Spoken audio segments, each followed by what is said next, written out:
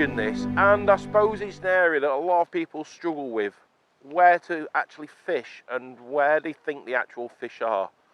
As a golden rule, when the winter comes, the water begins to become very clear, and as a result of this, the fish feel unsafe, and as a result, they shoal up in certain areas, and generally, they shoal up in where there's space, in an expanse of water. And even on a small commercial, let's say where we are today, we're on the Bonsai Lake at Lindholme, there are certain areas of this particular small lake that are wider, with a larger expanse of water than other areas.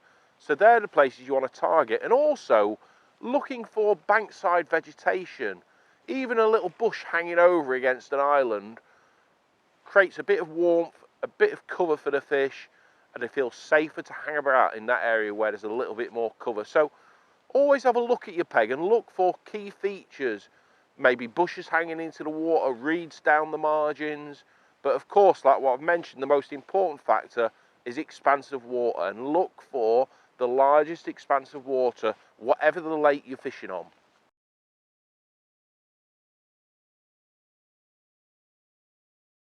In my opinion, from the years of fishing I've spent during the winter months on commercials, I want to keep things as simple as possible, and I want to use baits that I know work. So when it comes to winter fishing, I try and minimise my bait choices to 3 or 4 options, which is nearly always sweet corn, pellets, bread, and sometimes maggots, depending on the size of the fish that I'm targeting. The reason why I choose those baits is because as the water becomes clear, fish want to use, they're looking for a target bait. So bread, extremely visible in clear water, and it's a very soft texture.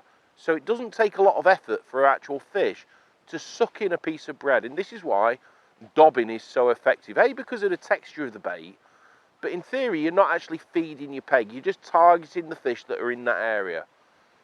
Sweet corn. Well, it's such a visible bait. It can be seen. Fish have very poor eyesight.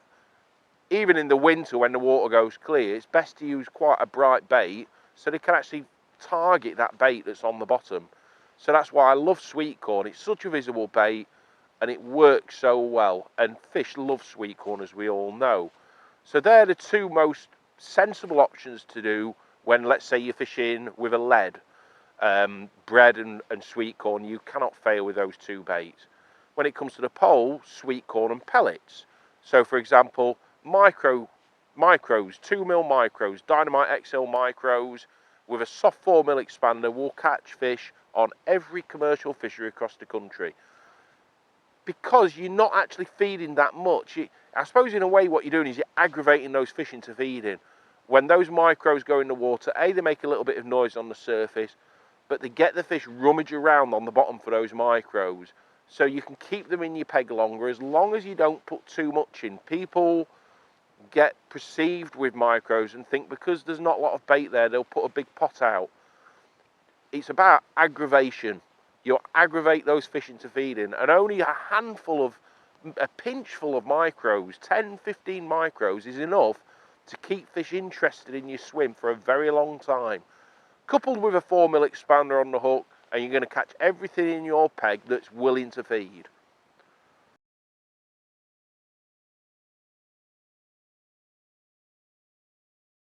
There's a golden rule. In the summertime, you make the fish come to you. You choose sensible areas when it comes to your swim management on where you want those fish to feed. And it all depends in the summertime on the depth of the water, whether it's shallow fishing, margin fishing, short pole fishing, feeder up to an island. You're concentrating on a pinchful of those approaches and you're making it work. You're keeping that bait going in. In the winter, it's completely different. In the summertime, you make the fish come to you, and in the winter, eventually you have to go to where the fish are. This is the biggest mistake what people make, that as soon as you get to a lake, they throw out a feeder or a bomb into the middle of the lake where the fish are already safe and they feel safe. That will naturally spook fish out of your swim. So as a golden rule, when you go winter fishing, progress your way out. So let's say, for example, It's a really windy day like what today is, so I'm only going to set up maybe 1 or 2 rods with the approach to either fish bread or corn on the bomb. I'm not going to throw my bomb straight out to the furthest point, let's say the halfway line, where I'm obviously the maximum distance I'm allowed to fish in this particular area. I'm going to start short, maybe try and catch a fish off my pole line distance at 14, 15 metres and gradually work my way out. By doing this means by the time you get to a sensible distance out, you've most probably given yourself a chance as well to locate those fish by looking for line bites and indications. But also, you've got to the area where the fish are at the time of the day where actually they're deciding to feed. And you'll catch far more fish doing it that way than going to straight on top of a pile of fish, catching 2 or 3, spooking them, and they'll move completely out of your swim, and all the other anglers around you, especially in match conditions, will take full advantage of the fish moving into their area because you've spooked them. So think about where to start and where to finish. Generally in the winter, it's very rare you're near sidelines. Once that water goes clear, we'll come back, and gradually you have to progress your way out further to keep those fish coming and keep putting fish in the net.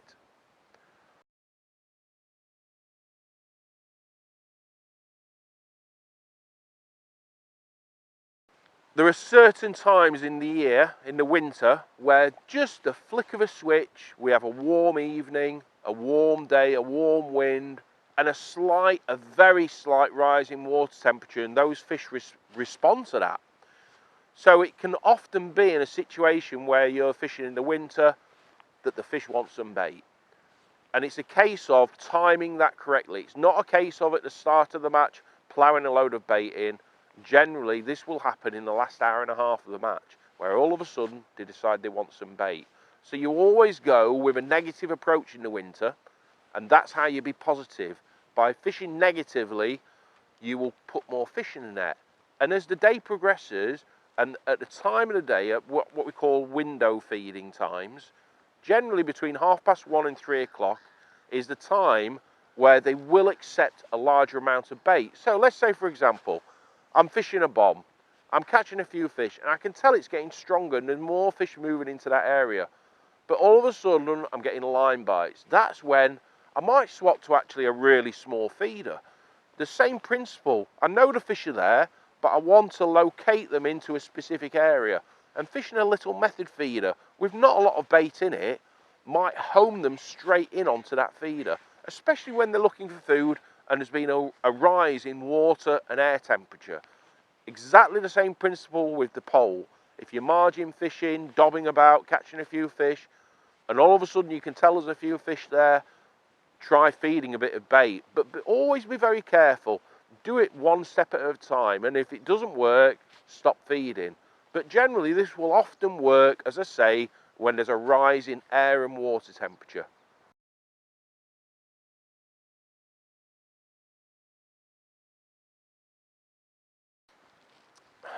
I'm a big believer in using additives for a couple of reasons.